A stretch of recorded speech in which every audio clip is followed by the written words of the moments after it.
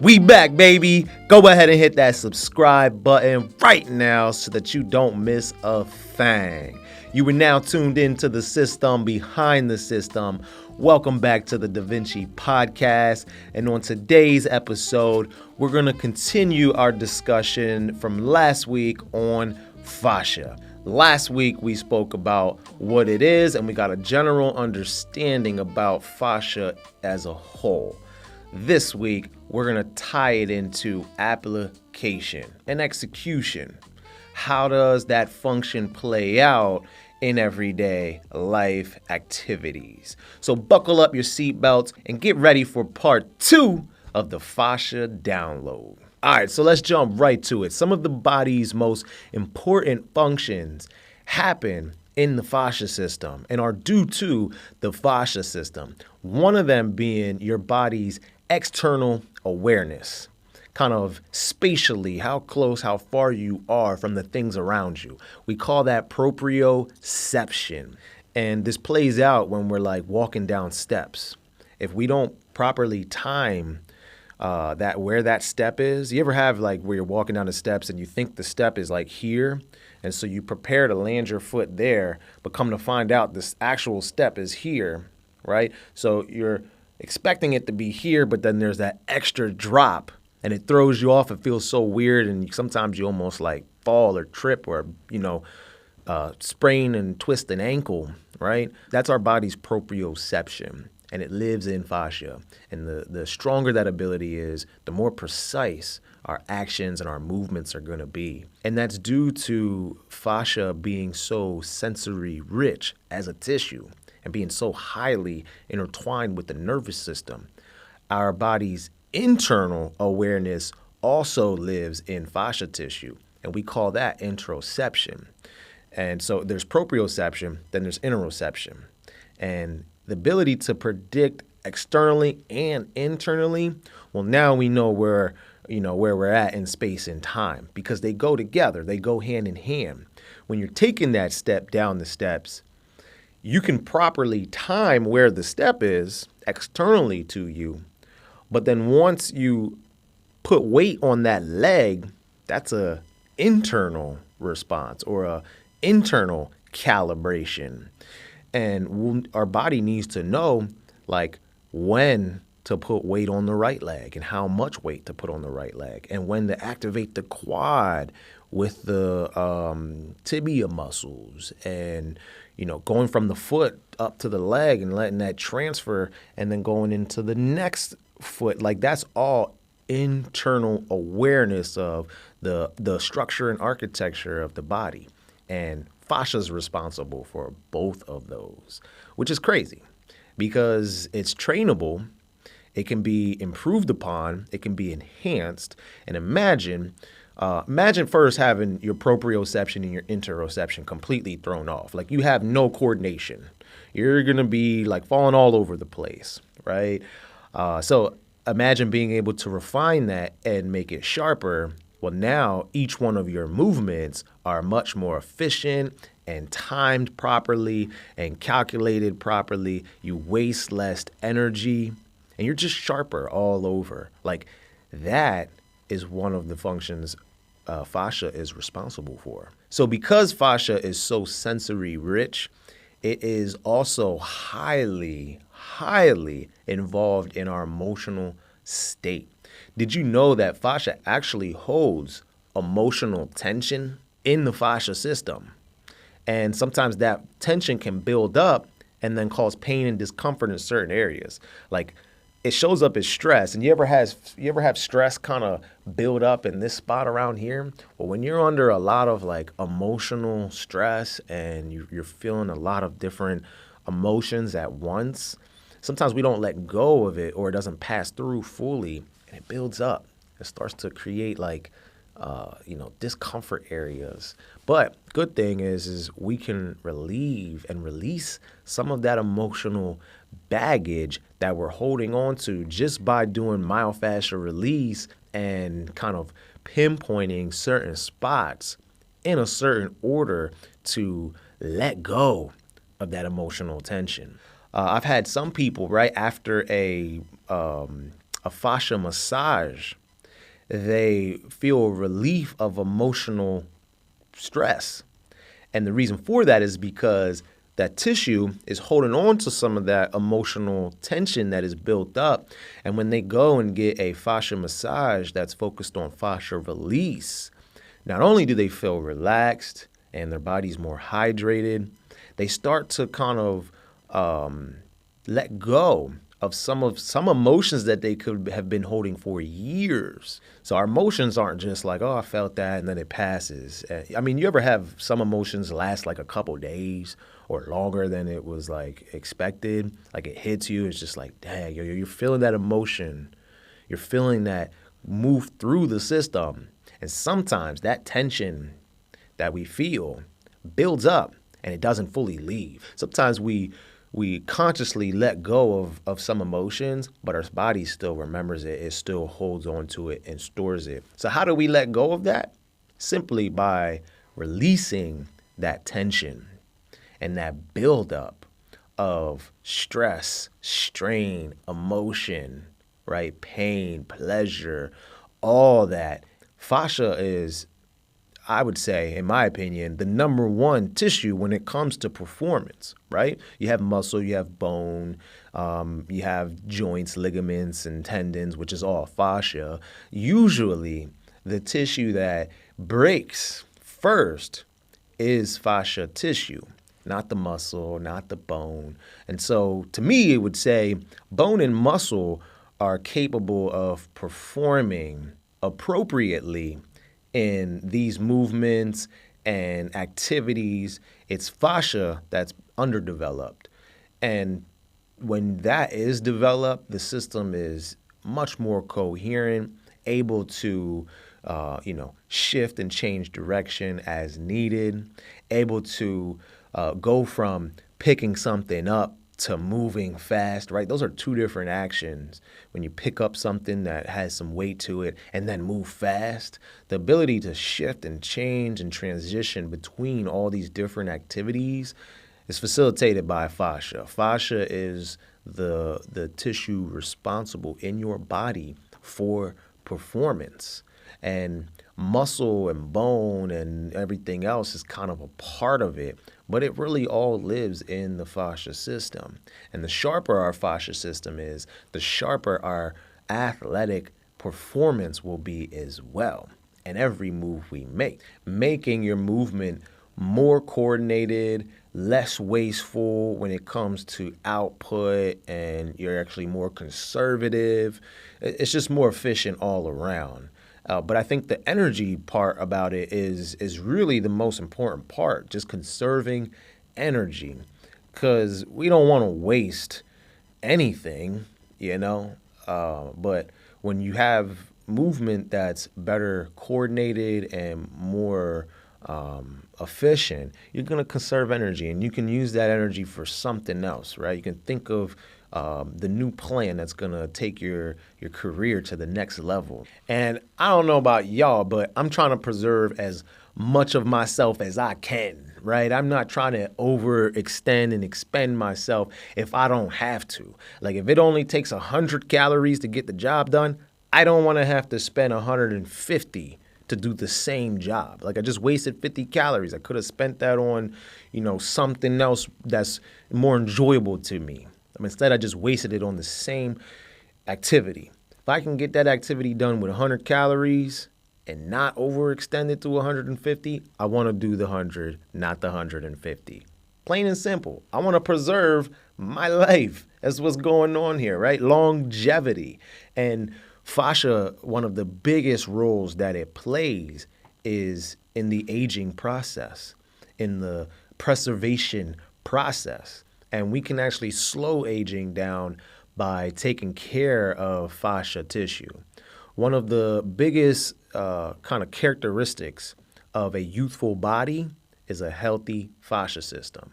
So age is just a number. It's what we all know and say, right? Because you can have a 60-year-old who is deconditioned, they're not mobile, their posture is thrown off, and like they have pain all over, right?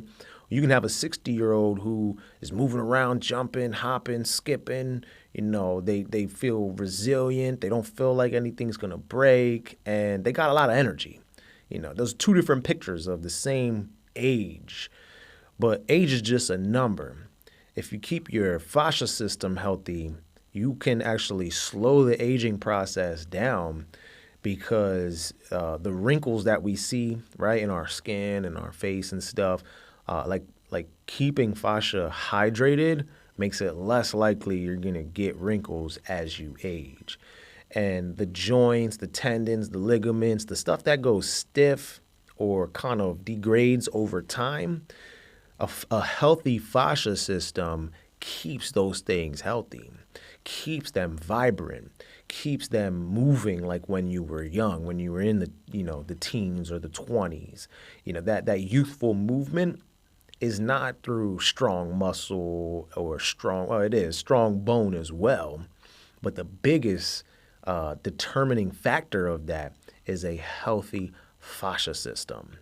That will keep you moving like you're still young.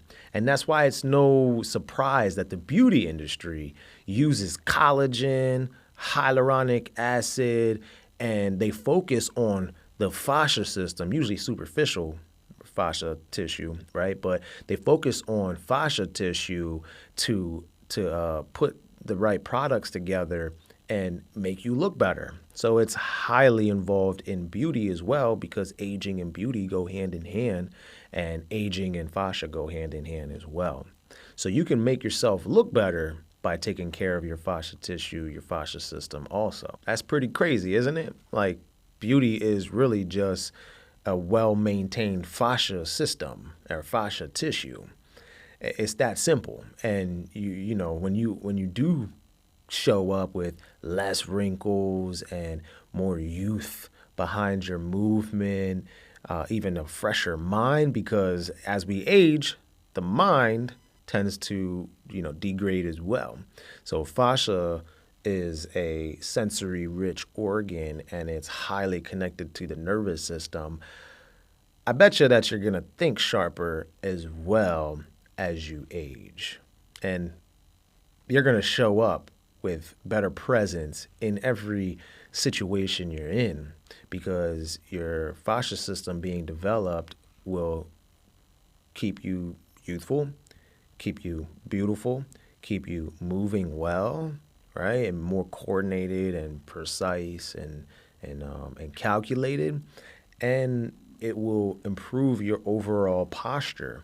So imagine now your presence when you show up in a situation. You show up as a better version of yourself by improving and working on fascia, because fascia is connected to all of these things. It has a role in all of these aspects, posture being a big one. There's nothing more that you can, improve upon that will have as much of an impact on your posture as fascia would. So not only do you want your posture to be positioned properly so that your presence is stronger, it also has an impact on the other major functions. For instance, breathing. If your posture is hunched over or misaligned because the fascia system isn't structured correctly, that will put an inhibitance on your breathing, on the lungs. The lungs aren't able to fully expand and compress when you actually do a breath. So fascia is also highly intertwined in the breathing mechanics. Breathing isn't just a respiratory or lung function, it's a fascial function as well. And how do you think that oxygen gets from the lungs and into the other parts of the body? Fascia assists in that. With a highly tuned fascia system, our communication speed throughout certain functions increases as well. So like that reaction time to be able to, catch something when it's fallen and move quickly, right? That the ability to sense when you need to move fast, in which direction, how far, how fast, Like that all plays a role, or fascia plays a role in that. And so that communication speed and that reaction time increases when our fascia is better developed. So timing across the whole system as a whole, right? With fascia kind of being involved in every system because it connects to every system, and that neuromuscular ability is facilitated through fascia, the nervous system connected to muscle through fascia. So this whole system kind of integration is one of the biggest reasons why fascia is important. So fascia kind of syncs everything up and keeps it coordinated and keeps it balanced. Our balance, another thing, is heavily reliant on fascia's ability to function properly. If we don't have that proper awareness of where we're at, and our muscles aren't firing properly on the inside, and we need to catch our balance, and we can't send that signal quick enough and then move the leg quick enough, all facilitated through fascia, and that performance is at a low, and the system isn't aligned properly through good posture. Like that's all going to have an effect on everything downstream, one of them being our balance, the ability to just stay balanced while we're moving or when we're not moving too. Like fascia is highly important when it comes to stability and control of the whole system, keeping it stable while the external world is throwing it off balance. And I wouldn't say just from a physical, movement balance standpoint, but keeping hormones balanced, keeping emotions balanced. You best believe fascia plays a role in system-wide balance. So just like that emotional tension that our body can hold, like all tension and pain and stress kind of hits our fascia system and can be held, and then it builds up in certain areas, not just that emotional stress, but stress as a whole can build up and inhibit the function of our fascia and of our body and cause pain, which doesn't feel good, right? So some of that tension, if it's not released, it can actually have an impact on our recovery. And this is recovery on a daily basis, right? We sleep several hours every day. Like a third of the day is allocated towards sleep. So like we recover heavily every single day. And if we're, while we're awake, moving around and doing stuff, if we're not mindful of that buildup over time, we won't be able to recover fast enough to actually be able to, stay at a balanced state.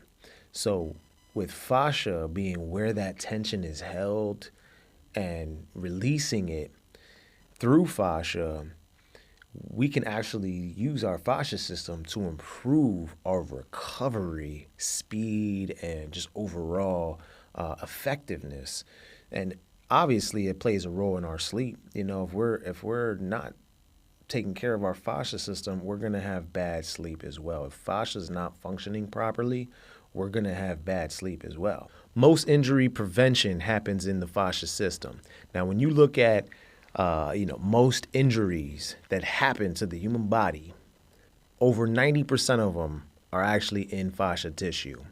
Not muscle tissue, not heart tissue, not lung tissue, not colon tissue, not bone tissue, not nerve tissue, fascia tissue. 90% of injuries that happen, over 90, happen in fascia tissue. So fascia is the tissue of injury prevention. Pretty crazy when you think about it, right? When we're performing, no matter what it is, whether it's high performance sports or just, everyday activity in your house, the way we get injured or where we get injured is usually in fascia. That alone is by far probably the biggest thing that we need to focus on when it comes to fascia tissue is training it, developing it, strengthening fascia so that we're less likely to get injured. because that's where it lives. Injuries live in fascia. So the stronger fascia is, the less we're going to get injured. And what a lot of people don't realize is not only do you want the fibers to be stronger, but the structure of the tissue and how the fibers are laid out across each other can reinforce and strengthen them as well. And this helps with recurring injuries from several standpoints, right? One, the tissues are stronger. Two, usually you have them in a cross lattice, and it's almost like plywood, how the fibers are actually laid out. And that strengthens it from a different perspective as a collective. Instead of just one fiber is strong by itself, you're laying the fibers together in a way that strengthens the connection of the fibers coming together. So there's that, but then the whole architecture and structure as load travels through that, if we don't correct the old patterns or the old structure, that load can distribute and accumulate in one area again and cause the same injury over and over and over. So not only do we want to make the fibers stronger, but we also want to restructure the body and kind of change the pattern to where it reinforces that strength, but then distributes load differently through the system so that accumulation doesn't happen, leading to injury again.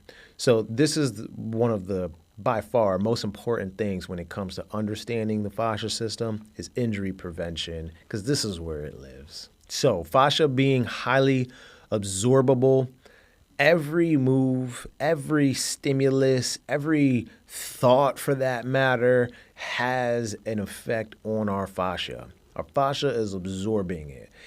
Highly sensory rich system. It's picking up on all sensory input is what that means. And it's adapting, it's adjusting as we go. This is why it's important not to sit for too long in a period of time. You want to get up, move around a little bit, right? Sometimes we get into just that slouched over. Fix your posture while you're sitting, right? Kind of sit taller, because all the stimulus that go on throughout the day have an effect and a role. That's why it's important to do the right things, because then our body will adapt and adjust with the right stimulus. So from overall awareness, externally, internally, to performance, to movement, to coordination, balance, to sleep quality, to injury prevention, and even beauty and aging, fascia plays a role and has its hand in just about everything. Ultimately, we can take this information and architect our way into a longer life and longevity and, anti-aging, staying coordinated and sharp in our movement and youthful in our activities, all through the fascia system. So while it's important and is an essential tissue in the body and is connected to everything, you can see how it has a function and role just in about everything that we do, from general awareness all the way to injury prevention and the in-between, beauty and aging. So longevity and fascia go hand in hand as well. They're interconnected as well. If you want to improve the longevity of your body and your life, focus on fascia from these different aspects, and it'll get you a long way. It'll take you a long way. Pun intended, longevity, long, right? Pun intended, it will take you a long way. So there you have it. That's the fascia download part 2. We covered what fascia is.